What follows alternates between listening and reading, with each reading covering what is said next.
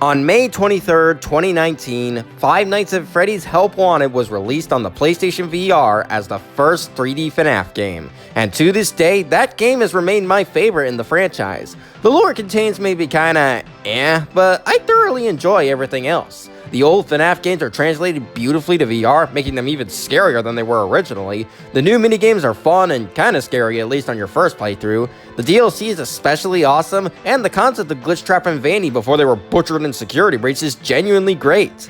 So when Steelwool announced that they were making a sequel to this game for the PSVR 2, I was naturally a bit concerned, but optimistic nonetheless. And when it was released in December of last year, I had some thoughts. Now, to be entirely honest, I did enjoy the game overall. Despite having grievances with several minigames, which you can see in my Help Wanted 1 and 2 Platinum Trophy video, I had fun most of the time doing the minigames. It definitely suffers from Security Breach's allergy to horror, though not to the same extent, but there were parts that were at least tense. Plus, it looks pretty great. Almost as good as Security Breach would have if it were completely fixed. There is quality here, and fun to be had. It's just that I personally take issue with this game's quote-unquote plot. Up until this point, you might have been questioning what the title of this video meant, since it's pretty different from the average rewritten video.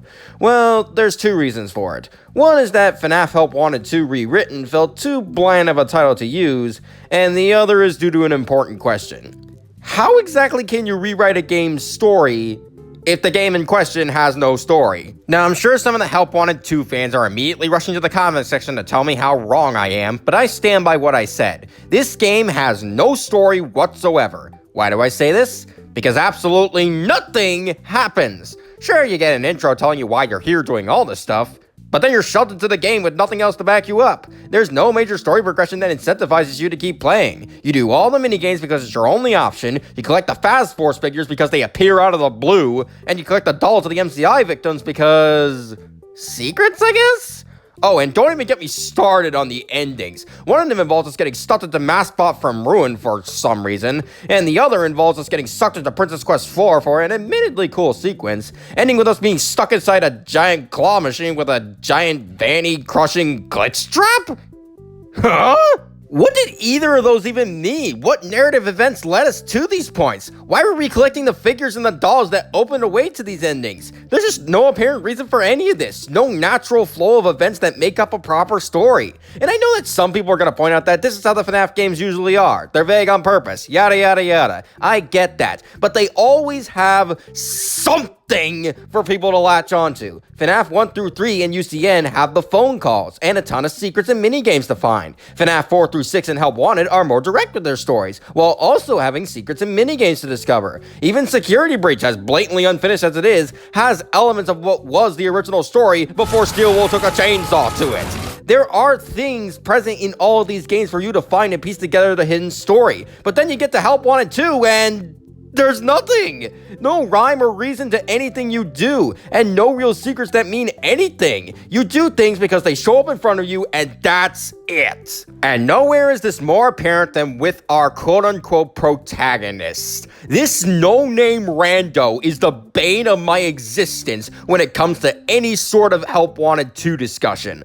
Why? Because everyone and their grandma keeps hyping them up as the most important character in current FNAF, despite knowing literally nothing about them. They don't speak, we get no hint at their character, and we don't even know what their name is. Michael, Gregory, and Cassie at least got spoken lines of dialogue and some kind of personality, even if the first one required reading a book to get it. This schmuck gets nothing. Absolutely nothing. No, Tony, you're wrong, says a random Help Wanted 2 fan. We know everything about the protagonist. He's Cassie's dad, who's also the Bonnie bully from FNAF 4. And I know this because he's a Faz technician with a Faz wrench that's exactly like the one Cassie uses, which she says is just like her dad's. She also says that her dad's favorite character is Bonnie. Just ignore the fact that Cassie's dad says the wrench is like her dad's and not is her dad's, and the fact that the Faz wrench could easily just be a tool with only one design given the Fazbear branding, not to mention the fact that Fazbear Entertainment is a large company with a lot of of customers, meaning anyone can have a personal favorite character, so assuming Cassie's dad liking Bonnie means he's the Bonnie bully is such a leap in logic that if you like Freddy or Chica, people would assume he was the Freddy fiend or Chica chump just as easily, but don't worry about all that. He's totally Cassie's dad and the Bonnie bully. And we know his name too. It's Jeremy, thus making him the fourth Jeremy in this series, but not actually, since he's also Jeremy Fitzgerald from FNAF 2 and the Jeremy from the Help Wanted tapes. I know this because one achievement that's actually a quote from Help Wanted 1 that meant something completely different. I've also ignored the fact that it makes no sense to bring back FNAF 2 Jeremy since he supposedly suffered the bite of 87, and the fact that Help Wanted Jeremy should realistically be dead by now since he sliced off his face with a guillotine paper slicer. I've been going, oh, that makes Rants aside, all these theories that supposedly reveal the identity of Help Wanted 2's protagonist don't really solve anything. It's fine to have your own headcanon, but when you start pushing that headcanon as the factual lore, even though it's based on, let's be honest here, speculation over flavor text at best, that's when it becomes a problem. Even then, the only way you even get these theories is by taking a microscope to completely normal sentences. And to explain why that's an issue, I'm gonna steal a quote from a random person who responded to me when I said similar stuff in the comment section of a related video. Microscopes and telescopes are really annoying. You get a real good look at the details, but lose sight of the bigger picture. My point with all this is, whoever you believe our protagonist is, they're a character we don't know, becoming a character hardly anyone cares about, and immediately dies after the fact. And bending over backwards trying to answer the question 3 different characters ask in game isn't helping anything, especially when the answer was right in front of us this whole time. What makes you so special? Nothing? Nothing whatever? Nothing whatever! That's very important! I truly mean no disrespect to the people who like this game. As I said, I like it overall too, but that's only in terms of the gameplay. In addition to other issues that I'll talk about in a bit, the blatant lack of a story really bothers me, mainly because of the missed potential I feel there was with this game. After Ruin, we had so many questions that needed to be answered. Are Mimic and Burn Trap really the same? What the heck was Mixus supposed to be? Why is the Vanny mask the way it is? These things should be given at least a hint towards an answer, especially the Mimic vs. Afton question, and Help Wanted 2 was a prime opportunity to do so. Instead, what we got was an empty void about a character so nothing they might as well not exist. I know FNAF isn't one to answer questions often, if at all, but that's not a good thing. Mysteries are meant to be solved, and when the answer is satisfying, that only elevates the story more. It genuinely feels like either Scott, Steelwool, or both are too scared to provide genuine answers because of fan backlash or whatever. But that wouldn't be a problem if the answers made sense in the first place. This is exactly why Bendy does a better job at storytelling than FNAF, because it at least had the balls to give us answers about his previously confusing world. FNAF rarely has, and likely won't for the foreseeable future. So if that's gonna be the case, I'm gonna use this rewrite to provide the potential answers they're so terrified of, on top of telling an actual, engaging story that'll hopefully entertain the viewers watching. So with that said, let's go over the list of major changes. First and foremost, we are Thanos snapping our original protagonist out of existence. Rest in pieces, you will not be missed. And if they really are Cassie's unnamed dad, then he can still exist as flavor text in Ruin, but nothing else. We already have 3 dads in this franchise to take attention away from other characters that needed it. We don't need another one. The second thing we're changing is how the Vanny mask is implemented. To be honest, I've always found the Vanny mask to be an inherently stupid concept. In one part due to it having a similar look and name to our previous villain for no discernible reason, and another part due to it supposedly only changing our perception of reality while also allowing us to literally phase through solid objects like a ghost. But that stuff established in Ruin. In Help Wanted 2, the mask not only serves as a way to swap between the normal and hard mode minigames, but it also serves as a reveal that the seemingly normal pizzeria you've been in was actually destroyed this whole time. This sounds like a cool reveal on paper, but it falls apart once you remember that this is not how the Vanny mask works. In Ruin, when you wear the mask, the world looks all purple and digitized, not completely normal as Help Wanted 2 suggests. This was literally established the same year Help Wanted 2 came out, and you're already deciding to retcon it just because of Scott's rule of cool? The one defense I could see for this is that the mask was damaged in some way before Ruin, which caused the digital world. But given that one of Help Wanted 2's endings leads directly into Ruin, the mask didn't seem to be damaged in any meaningful way, so that excuse doesn't really fly. All of this is why we're going to be changing not only how the Vanny mask works so it's more in line with Ruin, but we're also changing how we get the mask in the first place, as well as maybe give us a potential answer for why the mask has the name and look it does? You'll see soon enough. This will unfortunately result in our third major change, that being the axing of the 4 Ruin themed minigames. I know these ones seem too important to leave out, but in both our new and the current story, they don't matter that much. Arts and Crafts Loft is frankly badly designed with too many things to manage, and aside from additional Shattered Chica Pity and I guess ruined DJ Music Man who honestly looks more shattered than ruined, we aren't missing out on much by removing Fazbear Theater and DJ Music Man Pro. I guess there's also the Chica doll secret, but the dolls don't exist in this story, so whatever. Salon Roxy Repair is the only one with some level of importance, given that it explains Roxy's new endo face in Ruin, but I find that explanation really dumb. Like, you're really gonna tell me that Ruin Roxy's endo face that has both a functioning bottom jaw and a port for a Faz wrench in the eye, and is literally part of her head when you examine the model, is actually just a mask? Come on, man. The fourth change we're making is the hub world location. It honestly makes no sense why we're down in the destroyed FNAF 6 pizzeria, and the only possible hint we get is that we're a Faz technician, which explains nothing. So we're not hanging around there this time, nor are we taking Candy Cadet with us, because frankly, Candy Cadet only exists to lore bait us by telling stories with meaning so unclear a Blizzard would be jealous. Let him rot down there forever, it's where he belongs. As for our fifth and final change, it's going to be incredibly controversial, but we're going to establish once and for all that Glitchtrap and Burntrap are in fact not the Mimic. I'm not going to go over why I've always believed they were never the Mimic, since I've already done that in a previous video, but to summarize, attaching the Mimic to Afton is just a lame way for Steel Wool to have their cake and eat it too. A way to bring back Afton in a significantly worse way, while at the same time leaving it vague as to whether or not they're actually Afton or the Mimic, thus causing excessive fighting in the fandom. It's genuinely awful how bad both sides can be, although one can definitely be worse, and the only way it's ever gonna stop is if we pick one or the other. Sure, picking Afton means we have to deal with William coming back again, but since Glitchtrap dies in Princess Quest 3 in the canon ending, this means Burntrap can lay dormant in the FNAF 6 pizza place forever, and the Mimic is allowed to be its own thing, no longer shackled to a much better villain. Plus, I really don't want to deal with what happens if the Mimic fans win the debate, because the majority of them are just unpleasant to talk to. If they already weren't as vicious and relentless as they are now, I just know they'll turn that shit up to 11 and mock Afton fans for as long as they can. So forgive me if I don't want to live in that reality. Sorry, I'm getting sidetracked. Back on topic, this concludes our list of major changes to the game to make our new story. There will be minor stuff like the removal of the Fast Force figures and MCI dolls, as well as Princess Quest 4, despite how cool of a sequence it is. But as far as the most important stuff to deviate from, this is as far as we go. Now sit back and grab some grub to snack on, as I attempt to give Five Nights at Freddy's Help Wanted 2 an actual story.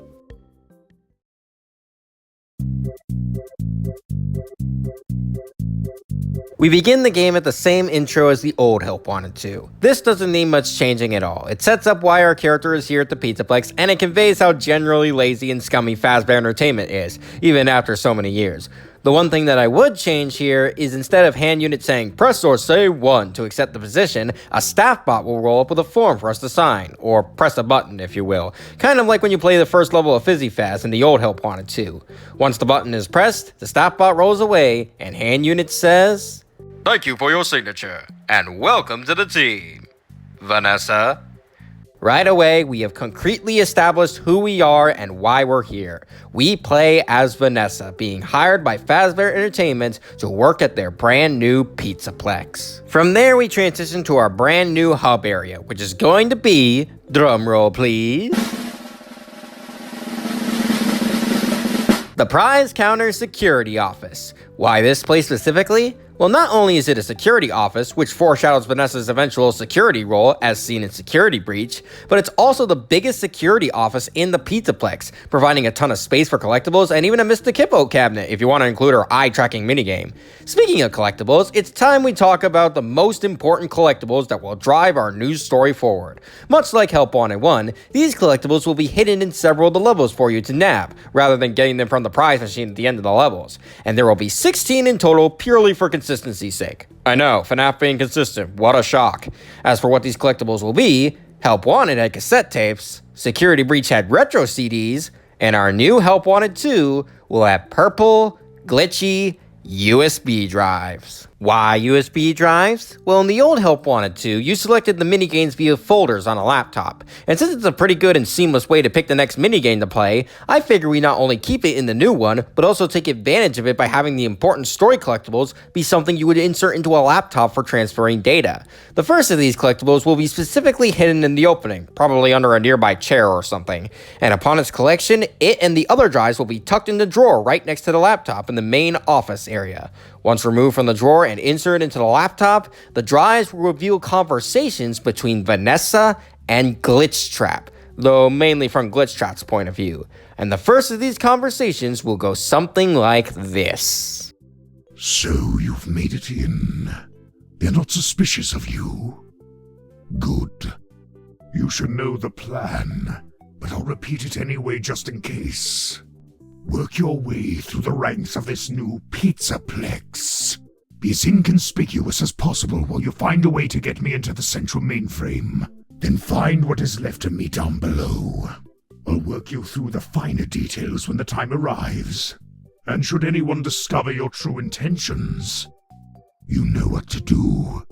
Detouring a bit into the minigames, these will remain largely unchanged. Most of these are fine for what they're going for, and the only real change is that there will be a USB drive hidden somewhere in some of them. Of course, we will need to replace the ones we got rid of, and provide an explanation for an entire section of minigames, but we'll get to those later. For now, let's get back to the USB drives. As I said, these conversations will be the main source of the story for this game, beyond just a start.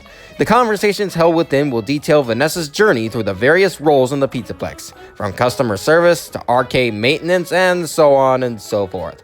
But that's not what they're all about. Since Glitchtrap is William Afton in a new form, he'd naturally have a lot to say about his new environment, especially since he's shown to be a brilliant scientist in both the Sister Location blueprints and the Fourth Closet graphic novel. And in a couple of the USB drives, he'd probably say something like this.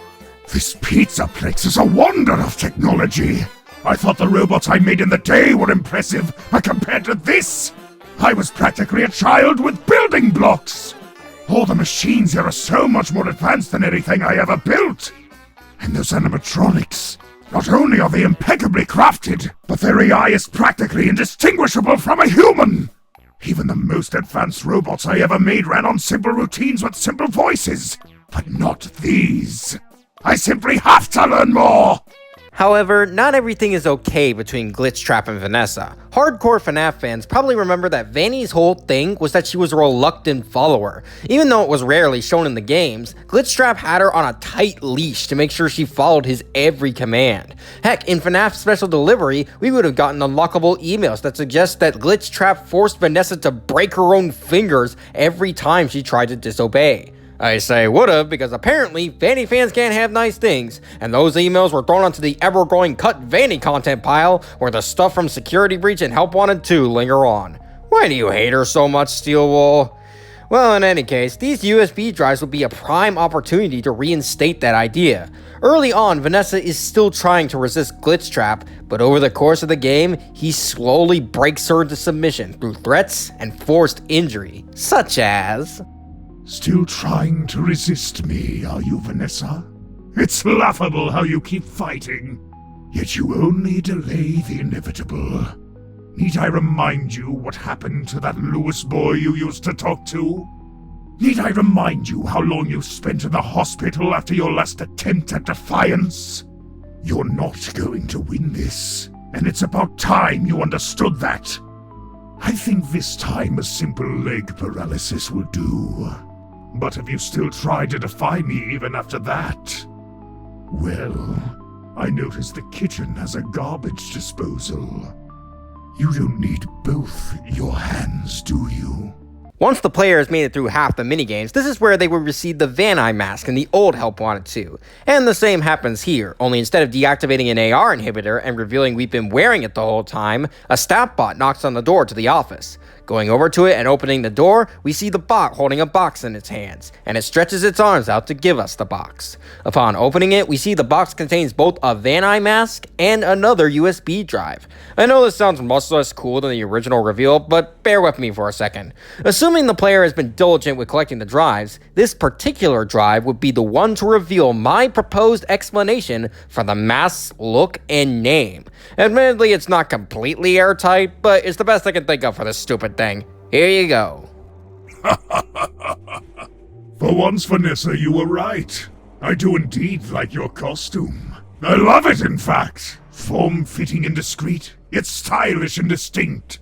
I can't wait to see it in action. That being said, you are going to face one major issue. The costume I wore during my killings was one of the main characters we had at the pizzeria. It made it easier to hide my identity and not be suspected of any murder. Yours, however, does not resemble any of the characters planned for the Pizzaplex. Maybe you'll get one or two kids asking if you're Bonnie, but otherwise you're bound to be discovered in that. I won't make you redesign it. It's too perfect a waste. But there must be some way to make it easier for you to go about the Pizzaplex unnoticed. Well, looking at these files, it appears that they're in the process of making an augmented reality network to control all the Pizzaplex's major functions. And the technicians who will perform maintenance on it wear masks in order to access it. The technology's all here, but they've yet to finalize the name and design of the masks. This gives me an idea.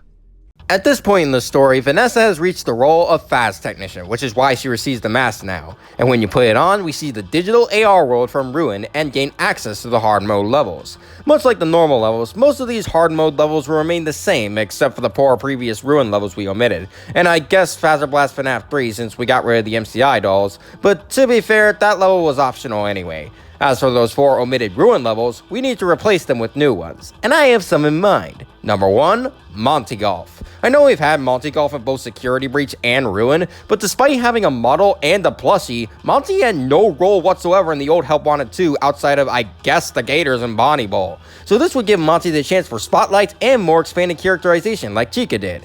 Number 2, Roxy Raceway. This one just sounds like a ton of fun. VR kart racing? I mean, come on! It's not like you can't do it. One of the PSVR 2 launch titles was Gran Turismo 7 in VR. It's totally possible. Number 3, Chica's Bakery. It'd basically be like the other food minigames, only this time you're in the bakery. I think it could be fun since it's a different enough aesthetic, and it allows a rather underutilized area in Security Breach to get some worth. Number 4, Parts and Service. We're doing maintenance on the Glamrock, similar to the classics in Help Wanted 1. Only it's more back-to-back with a random order of robots to fix every time, kinda like the first aid minigames. Might sound a little similar to Freddy's minigame, but that was more of a cake retrieval rather than straight-up maintenance.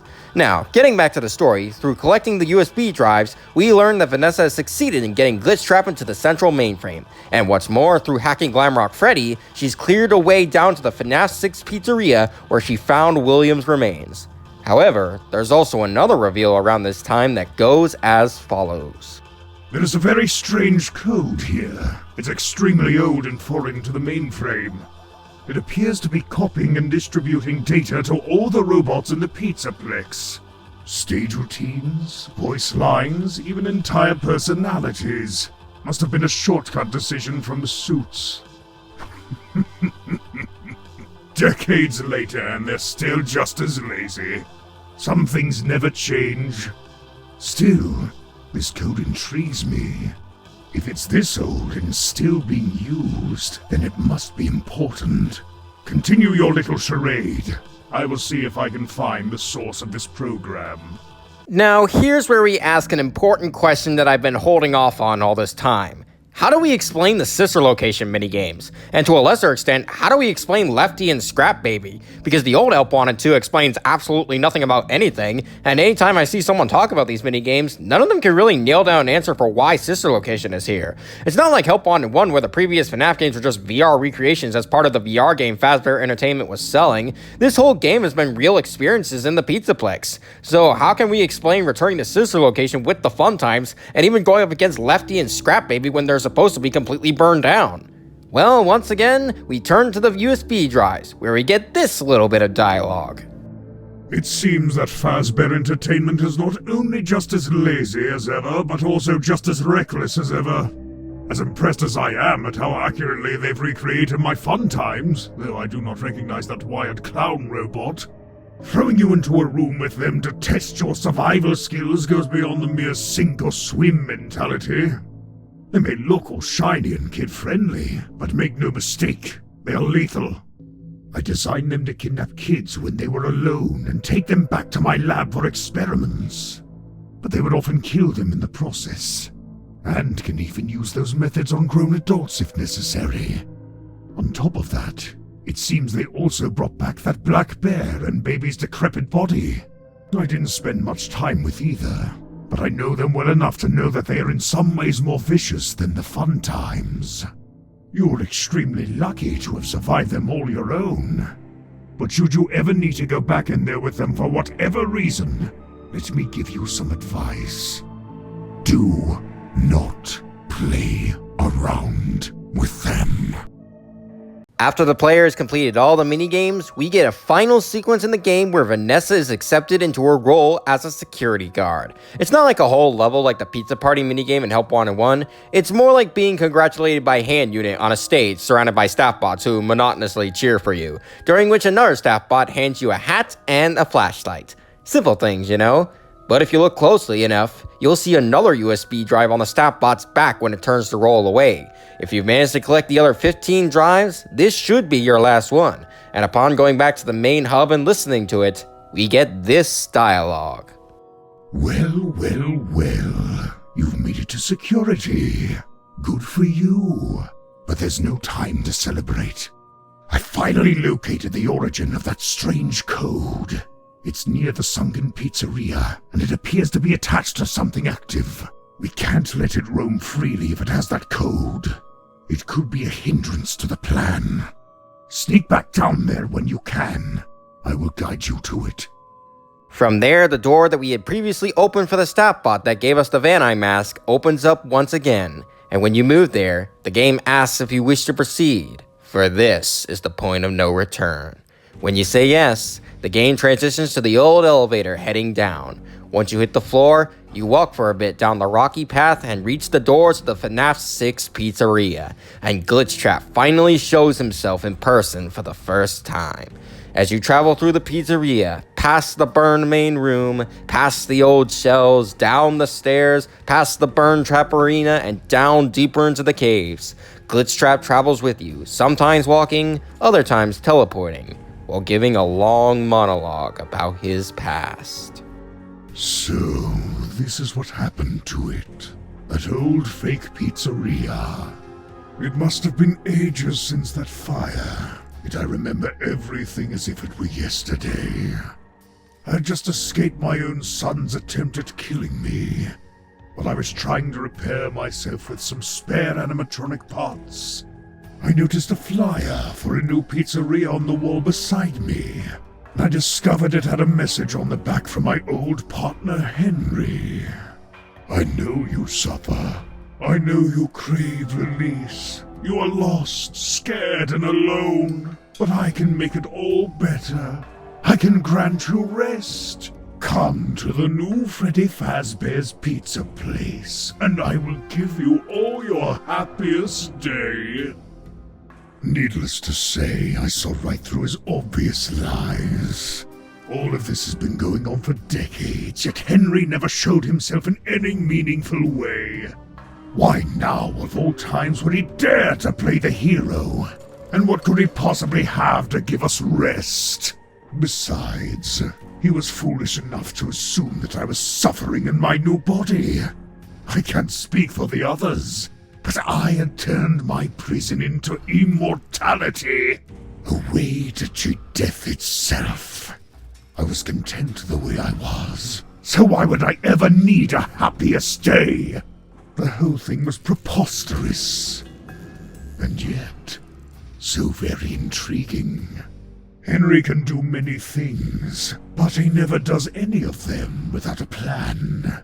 He was always the more cautious of the two of us, so he wouldn't act like this unless he was sure it was going to work. The more I thought about it, the more I wanted to see what he had planned, just so I could watch him fail. So I pretended to go along with it. I infiltrated the pizzeria so I could discover his plan and get out before he could execute it. It was a brilliant plan! I so foolishly thought at the time. I searched everywhere I could, the vents by day, the pizzeria by night, but I found nothing. Henry had covered his tracks too well. I should have left after 2 days, but something in my mind kept telling me to stay. I needed to know what he was going to do, and before I knew it, the week was up.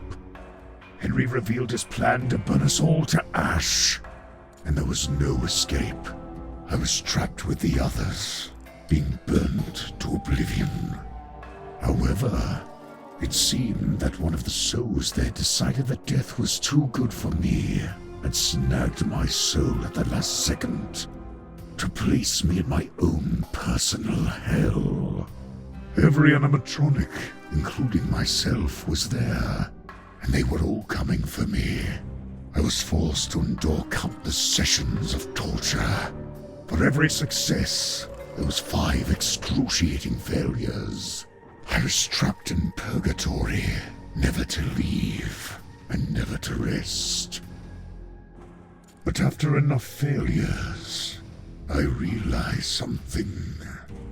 This was no afterlife, and my captor was no omnipotent being. They were nothing more but a petulant child throwing a temper tantrum and playing God. I said to myself, I survived the Springlocks for 30 years after being reborn. I can survive this until the same inevitably happens. And that's just what I did. No matter how many of them came at me at once, I pushed them all back.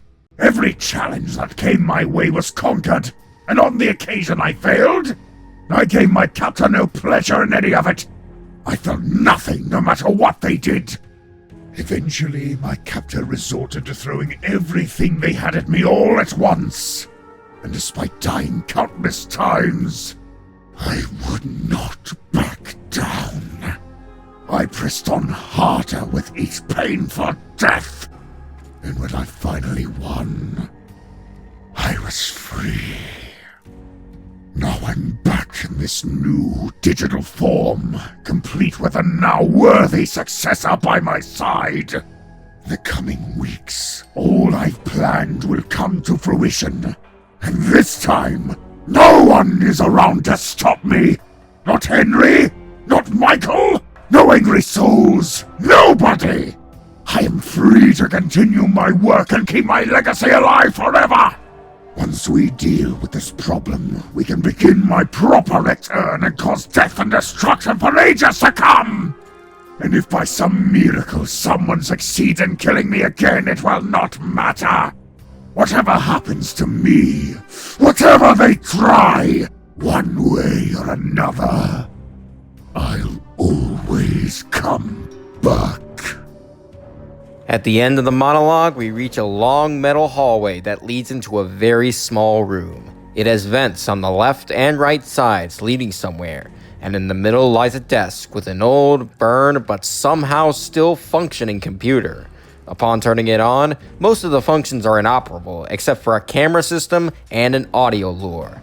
Looking through the cameras, we can see remnants of the vents now melted and collapsed. And at the very back, we see something emerge from the rubble. A tall metal endoskeleton with glowing red eyes and human-like teeth. This is the Mimic. As it walks forward into the halls of the FNAF 6 vents, it speaks in a familiar voice. He's not really dead. He's over here. Follow me. That's my voice. How did it? We'll figure it out later. For now, we need to focus on capturing that thing. There's a machine in the back that will do exactly that. But we need to open the secret door there. Insert me into the computer and find me on the cameras. That will open the way forward. And most importantly, keep that thing at bay by any means necessary. This is where our boss fight begins. As Glitchtrap alluded to, your main goal is to find him on the cameras and press a button to open the way forward. Do this about 8 times and you'll win. However, while you do this, you need to keep the mimic from reaching your location, and you do so via the audio lure. It's basically FNAF 3's gameplay, even down to need to reboot the system every few audio lure uses, but there will be a few differences from FNAF 3.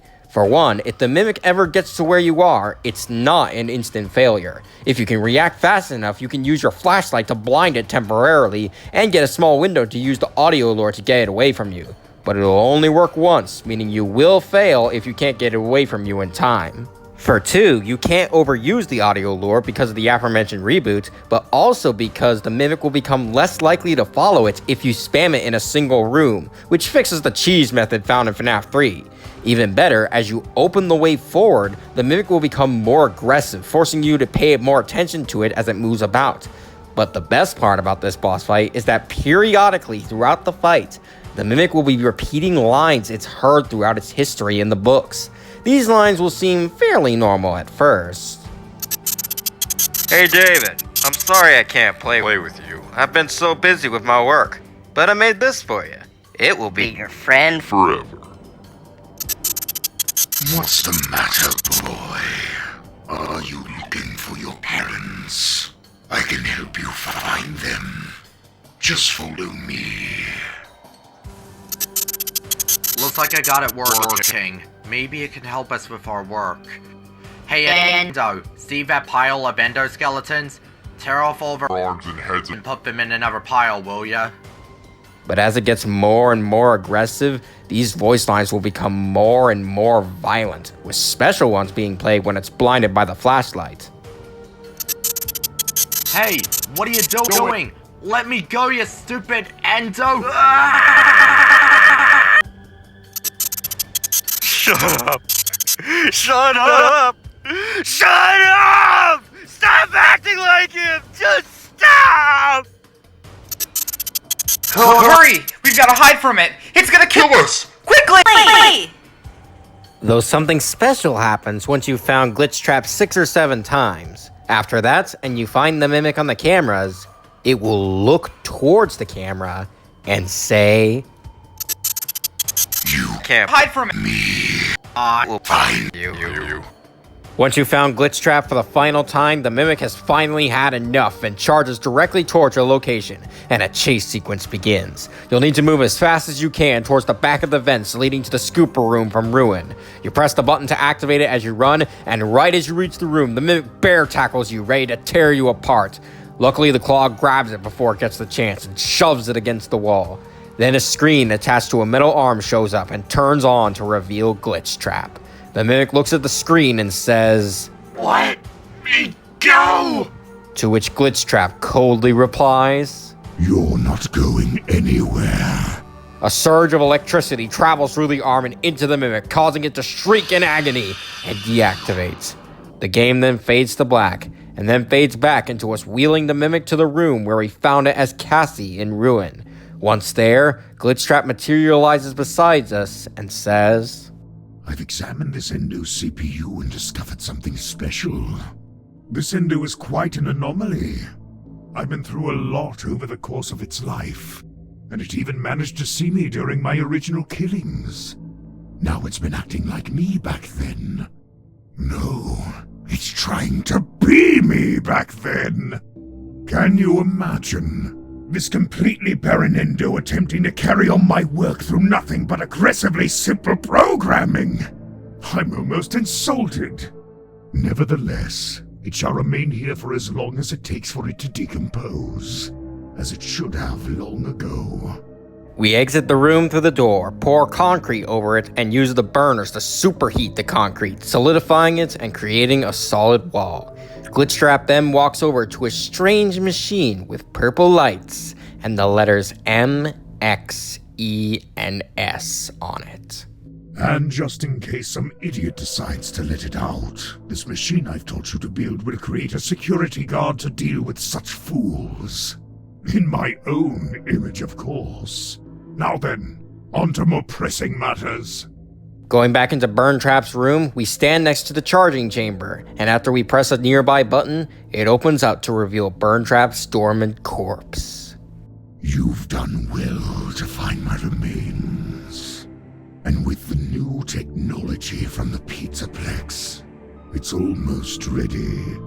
However, it is missing a key ingredient. He stretches out his hand to reveal a shiny white substance. Remnant.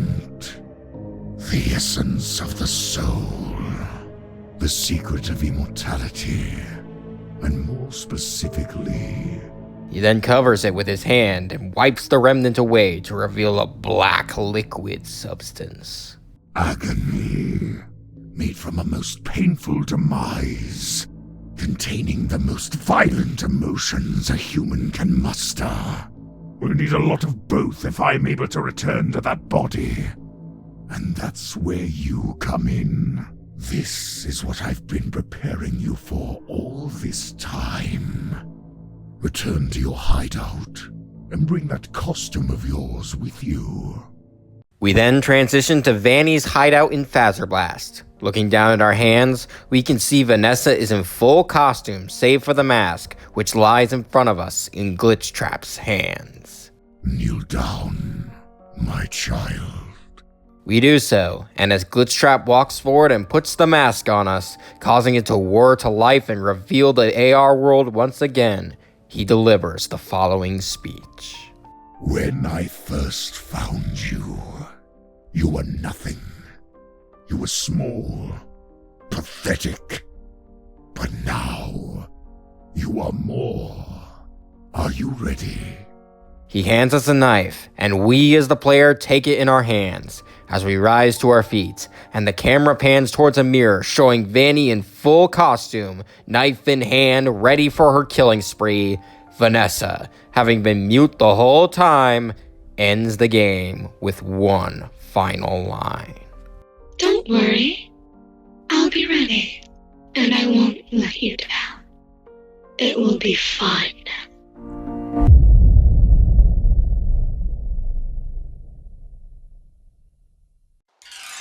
And that is how I would make Help Wanted 2 if I had the opportunity. I do hope you all enjoyed the story I cooked up. I've literally had this in my mind since even before Help Wanted 2 released, though back then it was more speculation than a full-on story like this.